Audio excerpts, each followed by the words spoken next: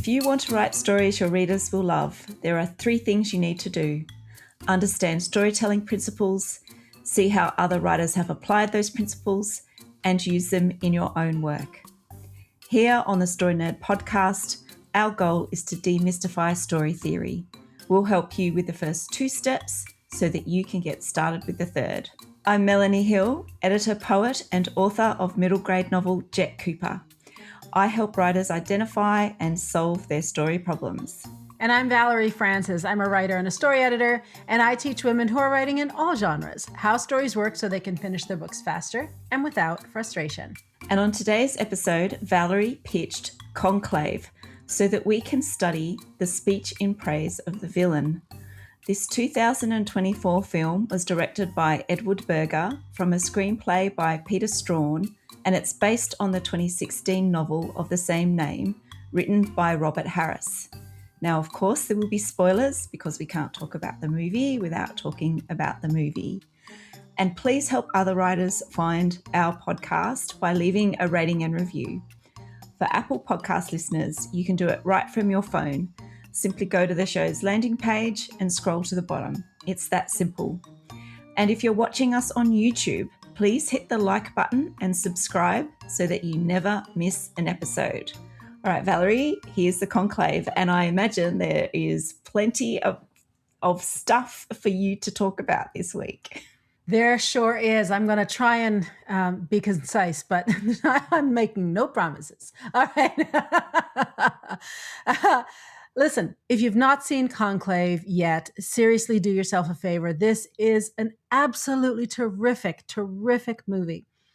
I've seen it a number of times now. It won the 2025 Oscar for Best Adapted Screenplay, which is one of 8 Oscar wins that it got, including Best Picture. And listen, that doesn't surprise me at all. I do have the novel. I have yet to read it, but I have high hopes for it. The print is really small in the copy I have. That's why I haven't read it yet. I have reached that age, Melanie. I bought myself magnifying glasses for that very reason. Even though I wear these, I also have magnifiers. So I recommend 1.5. It's pretty good.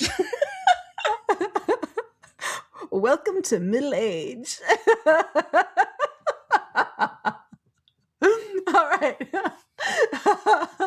Oh my God. So this is how the episode's going to go, folks. All right. So Conclave, trying to redeem some sort of professionalism here. Conclave is the kind of story that a lot of authors want to write. Now, I don't mean that a lot of people want to write a political thriller necessarily, but they do want to write a story with very nuanced and complex characters. And Melanie, I'm really curious to hear what you're going to have to say about the main character, Dean Lawrence, who is played by Ralph Fiennes. I'm curious to hear what you're going to have to say about constant characters when it comes to him. But before you get to do your part, I get to do my part, which is the speech in praise of the villain. So the theory here is that the antagonist has to be in some way superior to the protagonist. And that quote unquote superiority can come in many, many, many, many, many different forms. It really depends on the story that you're telling. So it could be that the antagonist is stronger or faster or smarter or richer or from a higher social class or have a better reputation or be more powerful, something. And if you think about it just for a minute, it actually makes a lot of logical sense. Your whole story, no matter which genre you're writing in, is about the protagonist who is doing battle in some way or another with the antagonist. And if that battle ends too quickly, man, your story's done. It's over.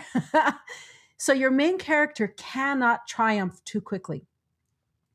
The whole middle build of your story, which is at least 50%, is driven by the antagonist. So at least half of your book happens because the antagonist has the upper hand.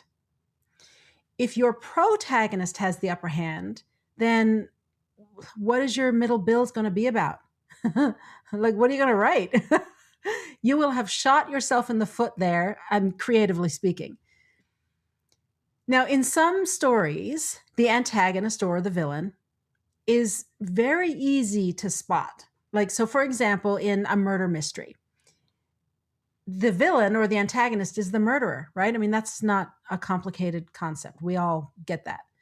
But in a story like Conclave, the antagonist is not immediately obvious. And that's because, morally speaking, none of the characters are purely white and none are purely black, right? Like if you think about the old Westerns and the white hats and the black hats, audiences could visibly spot the villain like the second he walked onto the screen because he was wearing a black hat. It was pretty obvious. Now, in Conclave, the characters are neither black nor white, morally speaking. They are many shades of gray. And that is the secret to Conclave's success. That is what makes this story so interesting and what makes these characters so fascinating to watch. Because they are shades of gray, that means that there are many characters who are antagonistic to Dean Lawrence, who is our protagonist. Now, the most direct antagonist to Lawrence is Tremblay. However, since Lawrence is responsible for running the conclave and for making sure that the best candidate is chosen as the next pope, Tedesco and Adeyemi are also antagonistic to Lawrence. Okay. Are you with me so far? To make things more complicated, there are times in the film when, at the scene level at least, Bellini, who is Lawrence's ally, is also an antagonist. All right, this might get a little complicated to explain on a podcast, but listen, I'm going to do my best here. I kind of wish I had a flip chart and I could just draw this out. It might be easier, but I don't. All right, let's look at Cardinal Tremblay first because he is the most direct antagonist to Dean Lawrence. And Tremblay is played by John Lithgow. There's a scene just past the midpoint of the film at about an hour and 9 minutes in, where Lawrence, Bellini, and Sabaudin are in an empty staircase, and it's late at night, and they're discussing election strategy. They had all wanted Bellini to win, and Bellini is the Stanley Tucci character. But at this point in the movie, it's clear that Bellini's chances of winning are remote. None of them want Tedesco to win. He is the front runner, but they don't like him. So eventually they decide that if Bellini cannot win, they're going to put their support behind Tremblay. Now, they don't really like Tremblay, but he is the least worst option here. He is better than Tedesco as the next pope. So in this scene, in the staircase, Bellini is the one who delivers the speech in praise of the villain or the antagonist, who is Tremblay. Here is what, and there's a little bit of dialogue here between Bellini and Sabaudin. So here is what they say. Bellini speaks first. He says, "If I can't win, whom do I advise my supporters to vote for? Thomas, I am no more an enthusiast for Tremblay than you are, but we have to face the fact that he has demonstrated broad appeal. Maybe he'll be a unifying force. The field has narrowed. If we don't change our vote, we'll be here for weeks, and that is exactly what Tedesco wants." Sabaudin then says, "We've had a pope who was in the Hitler Youth and fought for the Nazis. We've had popes accused of colluding with communists and fascists. We've had popes who have ignored reports of most appalling sexual abuse of children. The point is, we will never find a candidate who doesn't have any kind of black mark against them. We're moral men. We serve an ideal. We cannot always be ideal." And then Bellini replies, "Then we're agreed. We urge all our supporters to back Tremblay." Now, a little aside there, if you just take what Sabaton said, that's the whole shades of gray, nuanced character thing that I was talking about a minute ago. He said, we'll never find a candidate who doesn't have any kind of black mark against them, right? Everyone is sort of in that gray zone. We're moral men. We serve an ideal. We cannot always be ideal. The writing in this movie is so good. It is so good. You can study this movie, and I'm sure the book too, for any aspect of story theory, any aspect of storytelling, any struggle that you're having with your current work in progress right now. I bet you'll find the answer in this movie and in movies like The Wife and Manchester by the Sea and Whiplash. These types of stories are just so well constructed that like they've got to be on our short list of stories, films to study. Okay, so that's Tremblay as an antagonist and the speech in praise of the villain with respect to Tremblay. Now, interestingly, it's Bellini who delivered the speech in praise of the villain with respect to Tremblay. He also delivers the speech in praise of the villain as it relates to Tedesco. And actually, there are a few different speeches. Goffredo Tedesco is very conservative. He does not want the church to evolve or to be liberal in any way because to him, that represents chaos. Bellini and his supporters, including Dean Lawrence, are far more liberal. In fact, Bellini is quite left-leaning, too far left for most of the cardinals, which is why he's not getting the votes they assumed he would get. Now, there's a moment early in the movie when Bellini says that Tedesco is not only smart, but he's cunning.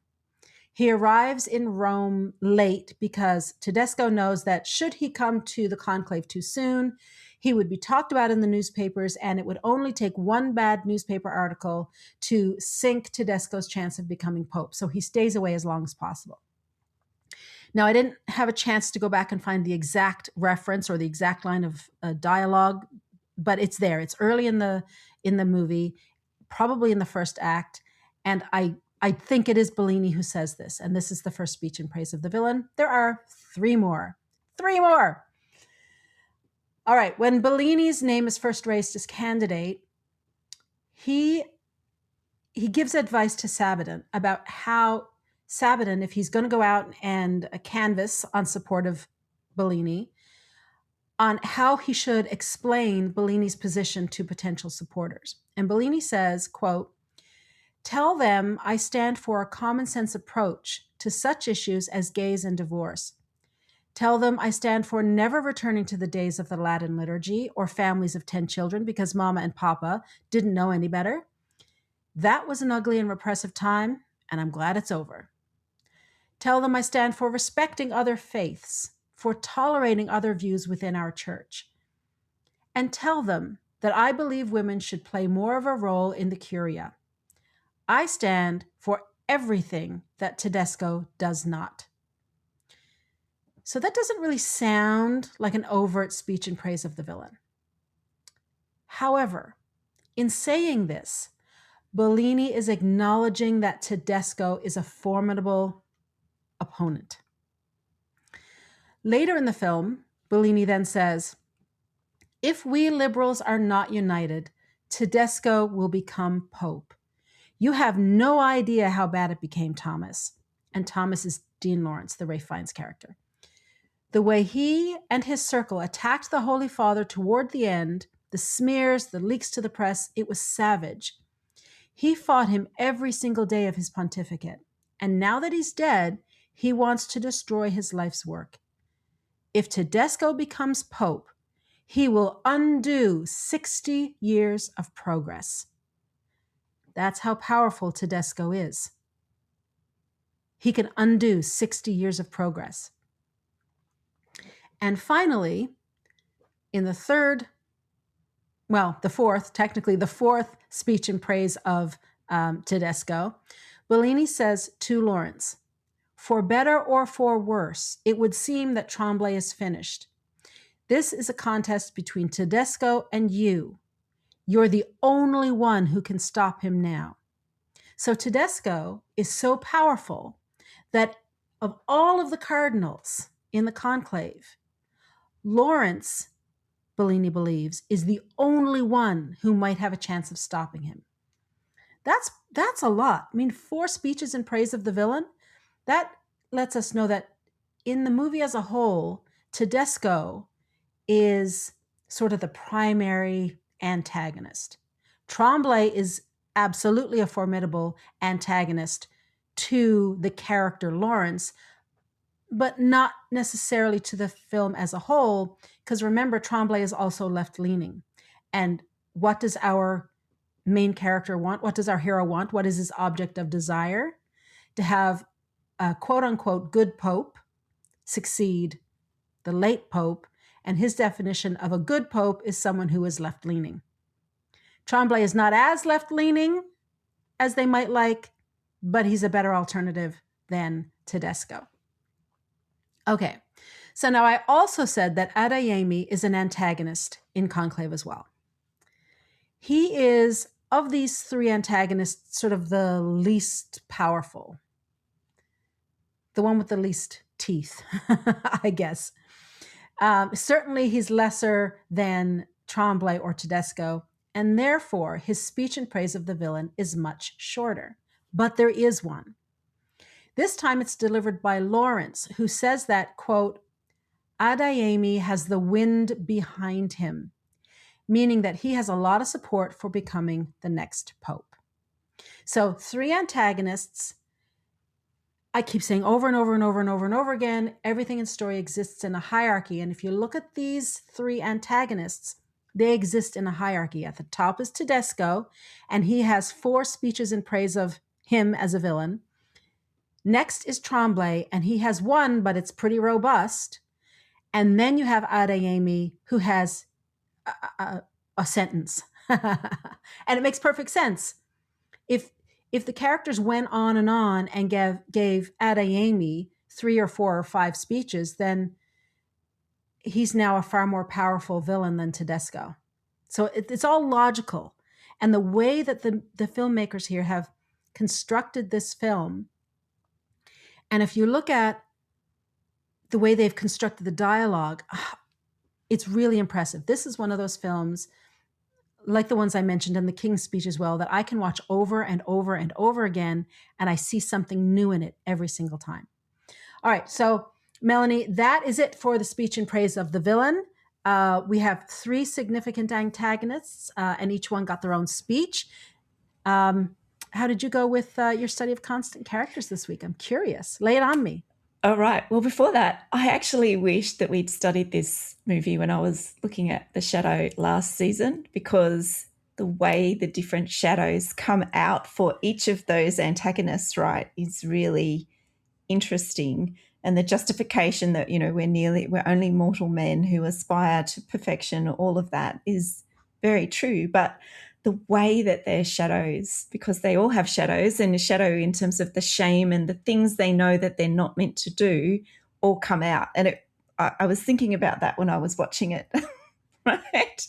About how their shadows came into the light pretty much. So anyway, like you said, there's a lot of really good stuff in this movie.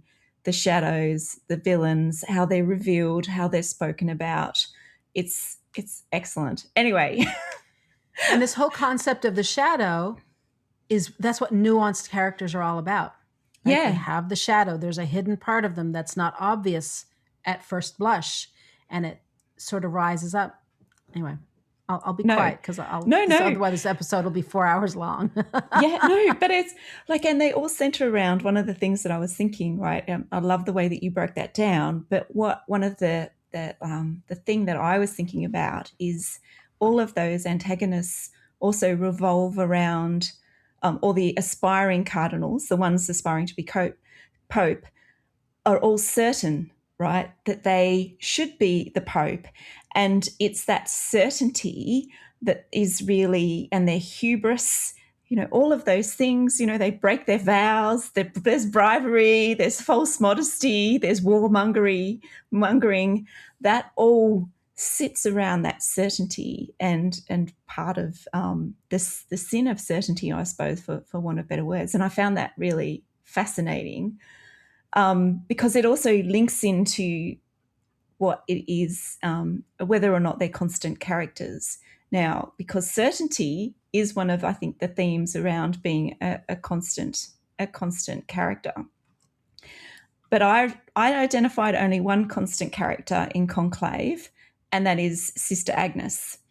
And here's the reason why I've come to that conclusion. Right, so throughout my study this season, I've identified that there are a few indicators that flag a constant character. And the deepest one is the one that sits inside the character, and that's their beliefs and their values. Now, a character's beliefs and values determine their wants and their actions to get their object of desire. And constant characters' beliefs and values remain the same throughout the movies. And we've really had some great examples of that this season. And you can really, when you focus on it and you think about what is it that they believe that is driving their thinking and their action, you can start to really see the difference between a constant character and a change character. Now, all of the cardinals have their beliefs challenged and then they change. So cardinals Adeyemi, Bellini, Tremblay, and Tedesco, which are all the antagonists that Valerie's identified, all believe that they alone are what the church needs. They all believe that they should be the next pope, except they have to live with the harsh reality that this is not so. So where they start the movie really certain about their beliefs, they end the movie in a completely different place from an internal belief perspective. And then there's Benitez. He starts by believing that Lawrence should be the next pope. And as he observes the cardinals in the conclave, he declares that he will never return to Rome because he is appalled by their behavior, and rightly so. But by the end of the movie, he has to accept and believe that he will be the next pope and he is the right pope for this point in time. So again, there's an internal arc, an internal belief change that he goes through, even though he doesn't really appear on the screen very much, but there's clear points in the film where I think that happens. And then there's Lawrence, and he is the most interesting because his change arc is about self-acceptance. So he starts the film by revealing that he handed the Pope his resignation as dean, and it was rejected. Now, Lawrence wants to go back to a parish or to lead a contemplative life, and he struggles with the former Pope's assessment that he is a manager and not a shepherd, because shepherds lead their flocks and the Pope is a leader. Now, despite Lawrence denying that he wants to be Pope, it is revealed that he has chosen a name for his papacy if he was to become Pope. So, and this is a fantastic setup and payoff in the movie. Do you know, it's fantastic how that happens. And I won't go into too much detail, but it's a really clear key sign that he doesn't understand himself as well as he perhaps should, right? And this is why I don't think he is a constant character. So the former Pope and the other cardinals saw who Lawrence was, but he couldn't see it himself. By the end of the film, Lawrence understood the importance of being the dean of the conclave, and it's through Lawrence's deft management and some divine intervention that Benitez became Pope. So Lawrence accepted his role as a manager on the farm or in the farm. And so all of that, I think, provides the evidence that he has an internal arc, that he understands, he goes from understanding or lack of understanding of who he is and what the Pope wanted him to do, to seeing himself more clearly and then accepting his strengths which he was in a bit of denial at the beginning of the movie. What he thought he was, so his beliefs about who he was, were actually false, and he has a different belief by the end of the movie.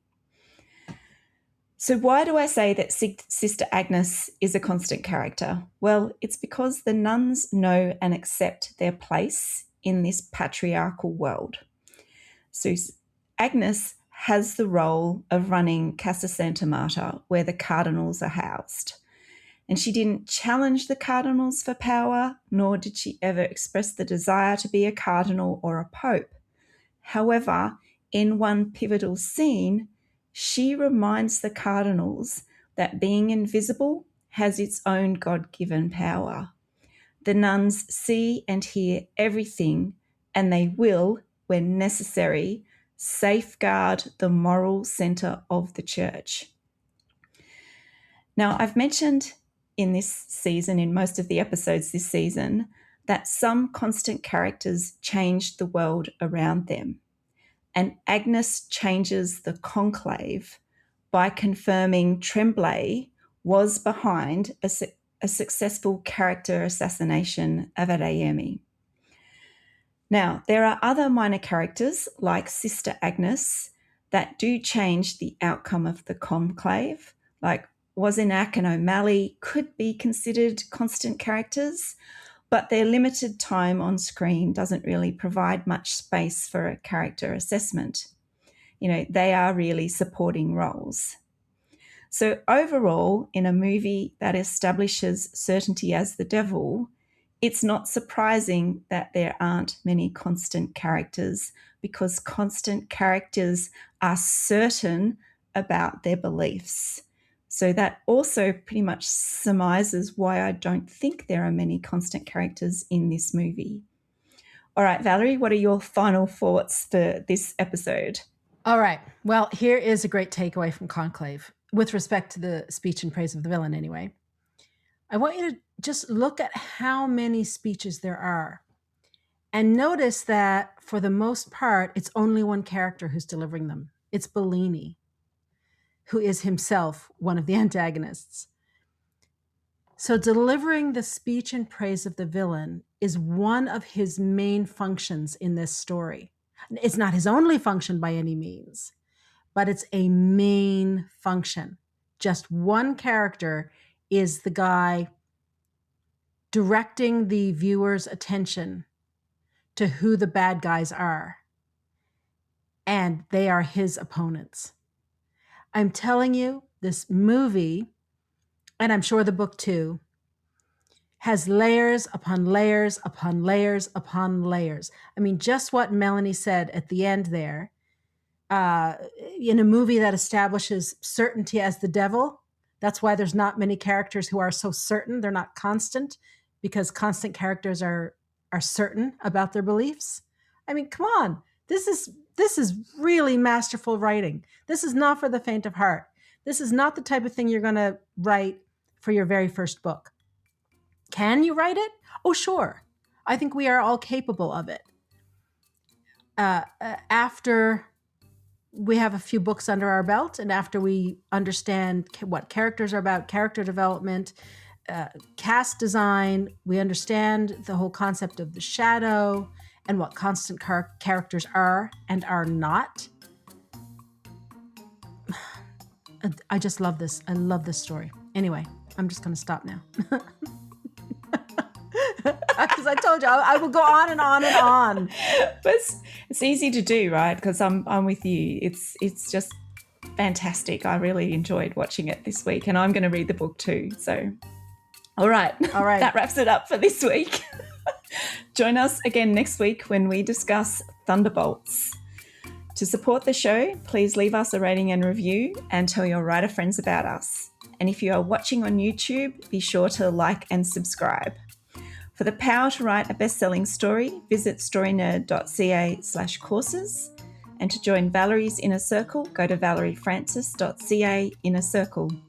And for more information about my books, please visit me on melaniehill.au.